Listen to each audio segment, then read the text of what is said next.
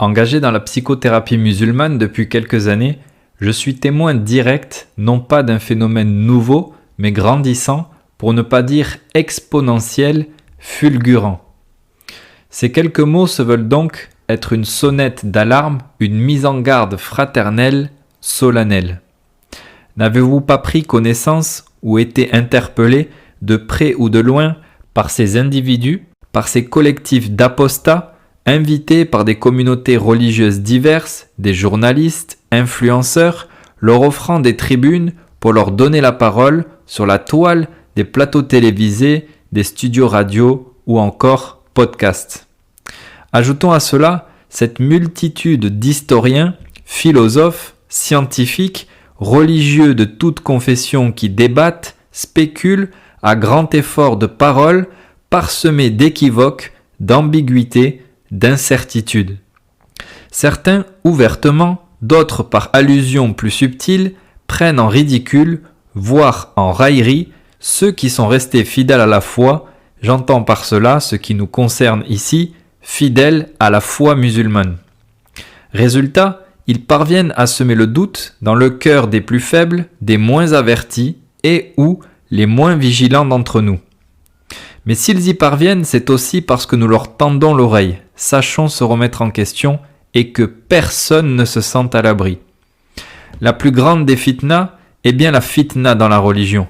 Ammar, radiallahu anhu, et qui nous dira qui était Ammar, celui que le diable fuyait sur les toits de Médine, celui qui, à la simple évocation de son nom, inspire justice, force, fermeté, courage, détermination.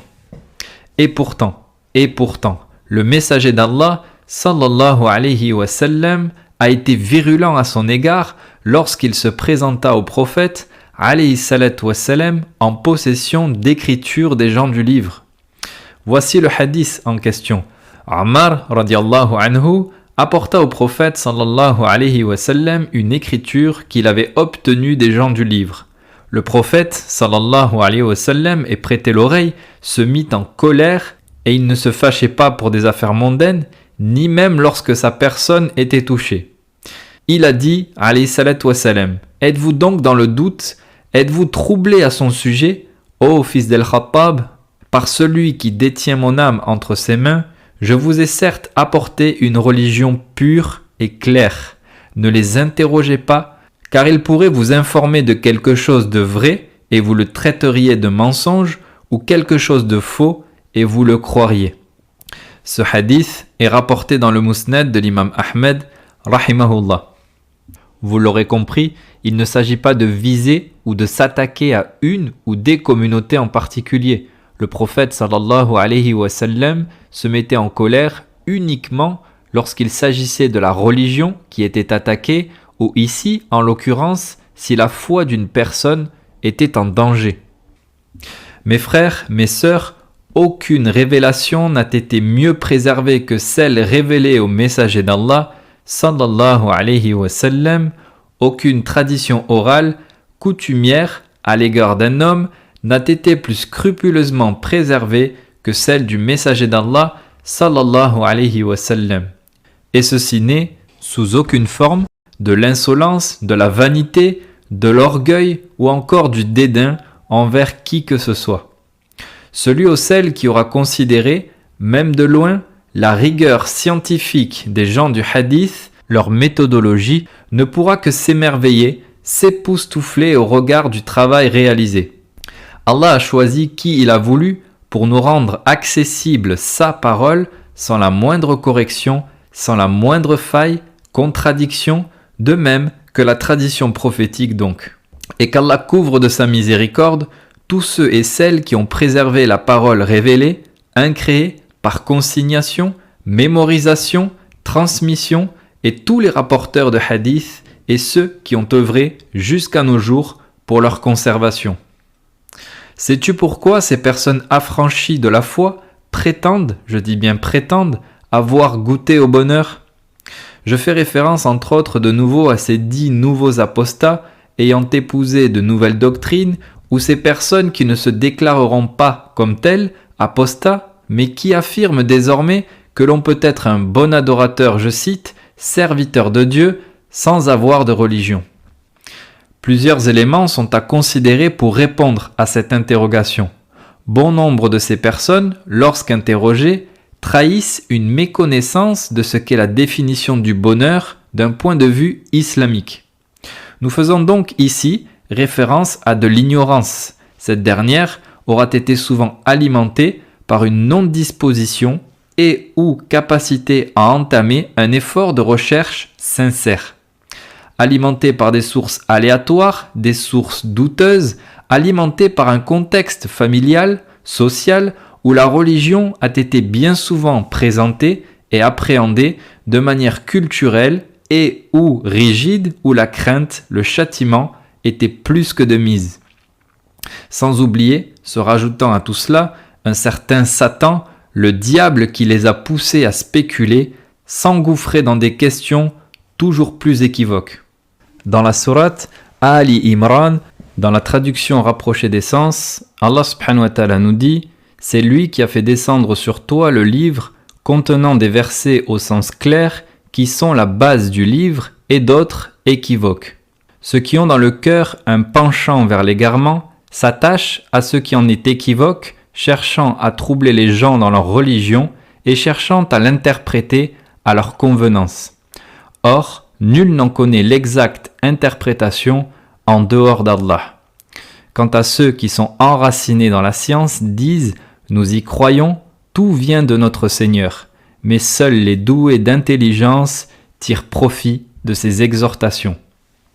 Parce que le musulman est miséricordieux et souhaite pour autrui ce qu'il souhaite pour lui-même, malgré les maux qu'ils se sont infligés à eux-mêmes, malgré les dommages collatéraux, je pense à tous ces suiveurs qui ont été séduits par ces discours, j'invoque Allah, tabaraka wa ta'ala, subhanahu wa ta'ala, de leur permettre de revenir avant qu'il ne soit trop tard.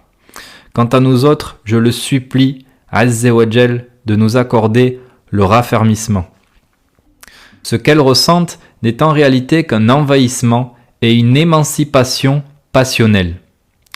Une sensation de liberté certes, mais qui n'est rien d'autre que l'affranchissement d'un dénommé Satan qui a accompli la mission qui s'est fixée envers eux, envers nous, les laissant désormais demeurer avec cette bien trompeuse sensation d'être en paix. Satan n'a que faire d'elles désormais, puisque devenues esclaves de leurs désirs, de leurs passions. Beaucoup ont cru trouver une liberté sans mesurer le prix intérieur de cette rupture. Le bonheur, mes frères et sœurs, et vous le savez, n'est-ce pas que le rappel profite aux croyants, a une toute autre saveur. Il se mérite. Car cette vie est une vie de lutte, de dur et rude labeur, le paradis des infidèles, incrédules, la prison du croyant, comme nous l'a indiqué le messager d'Allah, sallallahu alayhi wa sallam, qui ne parlait pas de lui-même. L'homme né sur la fitra, qu'il ait été élevé dans un contexte monothéiste ou pas, Allah lui donnera toujours une occasion de revenir vers lui en recherchant et ou en acceptant la vérité. Le croyant est donc, bien que né sur la fitra, en lutte permanente contre son âme, disposé dans son essence à aspirer, à assouvir ses désirs, ses passions. Le diable, quant à lui, est déterminé à tromper, induire en erreur les serviteurs d'Allah. Il l'a juré solennellement, par orgueil, sans pudeur aucune, devant son Seigneur lui-même, Azza wa Jal. Ce bonheur est donc méritoire et ne se manifestera qu'à la condition d'une pleine soumission du cœur exprimée par la langue et confirmée par des actes. Il ne se manifestera qu'à la pleine soumission de cette âme qui l'aura contraint, rendu docile, muselé, au travers d'un combat acharné jusqu'à son dernier souffle, en faisant prédominer la révélation à ses instincts primitifs, animaux, enjolivés par Satan. À ce moment-là, oui, les saveurs spirituelles les plus profondes, exquises, pourront être ressenties, vécues, ayant ainsi dominé notre âme et vu clair face aux insufflations, tromperies sataniques. Chaque personne étant parvenue au moins une fois dans sa vie à incarner même le temps d'une journée cette personne qu'elle souhaite être en accomplissant ses obligations religieuses, en ayant maîtrisé ses penchants, fait preuve de bon comportement, grâce à Allah, c'est parfaitement à quel goût exquis je fais référence. Les passions, quant à elles, lorsqu'assouvies, laissent place à un faux sentiment de bien-être de manière très passagère, quelques secondes parfois, pour combien d'années de regrets derrière, combien d'inconfort au niveau de la poitrine, de l'abdomen, car c'est tout le corps, y compris le cœur, l'esprit, qui en subissent les conséquences. Tromper les gens est une chose, se tromper soi-même également, mais n'oublions jamais, ô combien jamais, nous tromperons notre Seigneur, Tabaraka wa Ta'ala. L'islam, ce n'est donc pas une affaire de prétention, c'est l'école de la méritocratie. Ce cœur dont nous venons de parler, c'est lui, à la condition d'avoir été purifié, qui nous permettra de répondre aux questions qui nous seront posées dans la tombe. Connaître la réponse par cœur, sans jeu de mots, ne suffira pas, à l'image de cet écolier ou étudiant qui aurait révisé simplement la veille. Le cœur, la langue et les actes, n'est-ce pas là la vraie définition de la foi? Si nous ressentons autant d'inconfort, c'est que très certainement, nous vivons une époque où absolument tout n'est qu'apparence. La langue prétend, les actes, eux, ostentatoires, semblent afficher, confirmer quelque chose, mais le cœur, lui, est profondément malade, devenu noir, plus noir que le noir lui-même. Quels seront les repères, mon frère? Qui ou quel sera ton garant moral, ma sœur? Quel sera le cadre? Quelles seront les limites si tu t'affranchis de la religion et deviens par définition non plus esclave du Seigneur des mondes, mais l'esclave de tes propres passions? Louange à Allah subhanahu wa ta'ala qui a parfait sa religion, qu'importe la question que tu te poseras, qu'importe la situation que tu rencontreras, tu trouveras réponse à tes interrogations. Walillahi alhamd. Par ailleurs, je vous mets au défi, non pas par provocation, par insolence, de trouver une religion, un mouvement aussi purifié de toute forme de polythéisme, aussi subtile soit-elle, en dehors de l'islam. Pas d'objet, de créature quelconque, montagne, mer, lune, soleil, homme, djinn, saint, maître, marabout, aucun intermédiaire non plus.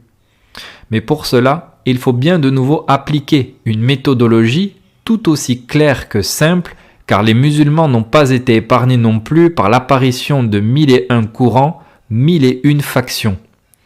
Pour identifier ce qui relève de l'hérétisme, du mysticisme, de l'ésotérisme, des courants dits réformateurs, progressistes, rationalistes, il est important de revenir à l'orthodoxie. Allah a dit, son messager a dit, les compagnons ont dit. Bien que certains mots aient pu hériter certains de nos coreligionnaires, peut-être par le manque de tact, de sagesse de certains d'entre nous, cette méthodologie dont on parle, il s'agit bien d'un minhaj. Les mots deviennent ainsi, généralement, tout d'un coup moins effrayants, moins chargés négativement. N'est-ce pas que lorsque ton Seigneur t'aura rappelé à lui, les gens qui voudront interroger à ton sujet se rendront naturellement auprès des personnes qui t'étaient les plus proches, les plus fidèles. C'est un fait et c'est naturel. Pour celles et ceux qui ont fréquenté les bancs de l'école, lorsque nous présentions un exposé au tableau sur un sujet quelconque, notre auditoire était en droit de demander quelles étaient nos sources en l'absence de ces dernières, et quand bien même nous aurions répondu Google, ce dernier, cet oratoire, aurait été en droit de nous signifier qu'absolument tout le monde peut se permettre une expression libérée sur Google, et cela est bien vrai. Voici donc notre voix. Allah a dit, le messager a dit, les sahaba ont dit. S'accrocher fermement à cette voie et qu'Allah nous accorde le raffermissement est le seul moyen de parvenir au salut lorsque l'on a compris que l'islam est la seule religion invitant à un monothéisme pur et dont les sources scriptuaires ont été minutieusement conservées. Louange à Allah. Tout autre suivi, toute autre voie ne sera qu'égarement. Pourquoi ? Pourquoi se donner autant de mal ? Pourquoi dépenser autant d'énergie, gaspiller autant de temps à débattre de sujets imprécis vis-à-vis desquels parfois ni les scientifiques, ni les philosophes, ni les historiens ne pourront jamais démontrer de manière irréfutable? Et quelle pourra bien souvent en être l'utilité in fine? Que notre raison ne nous pousse pas à nous prendre pour ce que nous ne sommes pas. Que notre raison ne nous pousse pas à l'interprétation, à penser que nous avons saisi ce que d'autres avant nous n'avaient pas saisi. Une anecdote me vient à l'esprit. On rapporte au sujet de l'imam Al-Ghazali, rahimahullah, que ce dernier devait prononcer un discours devant un public venu de toute contrée destiné à démontrer les preuves de l'existence d'Allah subhanahu wa ta'ala. Une vieille femme, ignorante quant au fait qu'elle s'adressait à l'imam lui-même, le questionnant quant à la raison de cette influence et cette affluence, a répondu de la sorte lorsque ce dernier l'informa du sujet qui serait traité. « Ah, les gens en sont encore à ce stade ?» L'imam Al-Ghazali aurait invoqué de la sorte en disant « qu'Allah m'accorde la foi de la vieille dame ». Il est par ailleurs rapporté, à propos de l'imam Al-Ghazali, comme d'autres, qu'il fait partie de ceux qui reconnaîtront avoir perdu beaucoup de temps à lire et ou débattre avec les rationalistes. Notre religion est belle, que dis-je, sublime. Notre religion est complète, parachevée par la prophétie de Mohammed sallallahu alayhi wa sallam. Peu importe la question que l'on se pose, peu importe la situation rencontrée, nous trouverons des réponses très claires, très précises. Et lorsque parfois les choses sont ambiguës, délaissons ces dernières, les ambiguïtés, préservant ainsi ce que nous avons de plus cher, notre religion. In al-halal bayyin wa in al-haram bayyin. Le licite est clair et l'illicite est clair. Entre les deux se trouvent des choses douteuses que beaucoup de gens ne connaissent pas. Celui qui se préserve des choses douteuses préserve sa religion et son honneur. Et celui qui tombe dans les choses douteuses tombe dans l'illicite. Hadith rapporté dans les deux sahih. Aussi, le prophète sallallahu alayhi wa sallam nous a enseigné de délaisser ce qui met dans un doute pour ce qui n'y met pas. Voyez ici les liens à faire avec la santé mentale. Comment pourrions-nous être bien portants si le cœur, l'esprit sont sans cesse tiraillés ainsi, si la soumission est passionnelle et non pas conforme à la révélation divine? Tous ces points évoqués sont bel et bien à l'origine de bien des maux: stress, angoisse, inconfort, tension interne, exposition aux insufflations sataniques et par ricochet à la dévalorisation de soi, l'exposition à l'embellissement du faux, la tristesse, la dépression. Héritables, frustrés que nous sommes devenus, ce sont ceux et celles que nous aimons le plus qui en paieront les conséquences, les dommages collatéraux, nos ayants droit, notre famille, notre entourage. Mais le pire des maux, MAUX, insistons, la pire fitna que puisse connaître le musulman, c'est bien le doute auquel nous nous exposons en suivant ces voies du diable pouvant mener à l'hypocrisie, voire l'apostasie. Tel est le cheminement par lequel Satan s'est juré de nous faire passer, étape par étape. Qu'Allah nous fasse miséricorde. Ces mots se veulent donc être un rappel, une sirène d'alarme et une cause de raffermissement. Aussi, en toute bienveillance et pour rassurer mes auditeurs, mes coreligionnaires, le fait de souffrir du doute n'est pas du kufr, de la mécréance en soi. C'est le fait d'y adhérer, de l'accepter et de le défendre qui pose problème. Les compagnons eux-mêmes sont venus se plaindre au prophète alayhi salatu wassalam de pensées terribles qu'ils ne supportaient même pas d'énoncer. Il répondit sallallahu alayhi wa sallam que c'était une preuve de foi car il les détestait, ces pensées-là. Voici comment les choses se présentent en général. Une pensée intrusive ou une suggestion satanique apparaît, la personne va chercher derrière à la résoudre par la logique, pensant être en débat avec soi-même. Shaitan lui répond en réalité par une nouvelle objection et donc nous entrons dans un débat sans fin. Le piège, vous l'aurez compris, consiste à penser qu'il faut gagner ce débat rationnel. Exemple de west-west qui peuvent survenir, comment cela est possible physiquement ? Le miracle, rappelons-le, n'est pas soumis aux lois naturelles, il est précisément une suspension de ces dernières. Refuser un miracle au nom des lois physiques revient à supposer que les lois physiques, encore une fois, sont indépendantes d'Allah subhanahu wa ta'ala. Or, elles ont été créées par lui-même, Azza wa Jal. Et insistons, qu'est-ce qui lui est impossible si ce n'est que tout lui est facile, subhanahu wa ta'ala. Méditons simplement sur notre condition, que les biologistes viennent nous faire le prochain podcast pour que l'on puisse analyser ce qui se joue, ne serait-ce qu'au sein même de notre corps ou au sein de notre univers.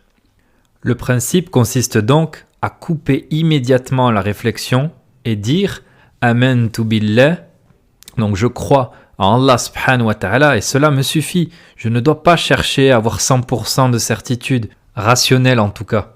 Nous voyons des personnes débattre des heures et des heures sur des événements qui relèveraient par exemple de la vie de Isa, alayhi salatu wassalam, dont ils n'ont absolument aucune preuve, irréfutable en tout cas, qu'il s'agisse de preuves émanant d'une révélation, émanant de rapports historiques ou bien scientifiques. Je me rappelle donc, encore une fois, que je n'ai pas besoin de tout rationaliser, je me rappelle que le doute involontaire ne me nuit pas, et je renforce les bases en termes de dogme, en termes de tawhid, au lieu de débattre de choses qui me seront peu ou pas profitables, dont je n'ai que peu de connaissances. Aussi, voilà une occasion de rappeler l'importance et l'impact que peuvent avoir l'environnement dans lequel nous évoluons, les personnes que nous fréquentons. Prends garde ma sœur, prends garde mon frère, à celui ou celle que tu auras élu comme ami intime. Il ou elle influera nécessairement sur toi, ta compréhension, tes interrogations, ta perception des choses, sur tes agissements. Ton ami intime n'est pas nécessairement celui ou celle avec qui tu partages du temps autour d'un café ou d'une tisane. Ce sont aussi et surtout aujourd'hui toutes ces personnes à qui tu tends l'oreille sur la toile, Internet, les réseaux sociaux. Soyons vigilants et craignons Allah. Fréquentons donc les assises de science auprès de celles et ceux qui nous auront inspiré la piété par la connaissance, certes, mais dont les actes sont concordants. Des diplômes, tout le monde peut les obtenir. N'est-ce pas que le messager d'Allah, sallallahu alayhi wa sallam, nous a informé que le premier combustible de l'enfer sera celui qui a mémorisé sa parole et qui, étant parvenu à tromper les gens et se tromper lui-même, ne parviendra pas à tromper son Seigneur, qui lui est parfaitement connaisseur, clairvoyant. Il, Azza wa Jal, lui rappellera ce qu'il savait, que le projet n'était que purement ostentatoire, Nas'alullahu al-afiyah.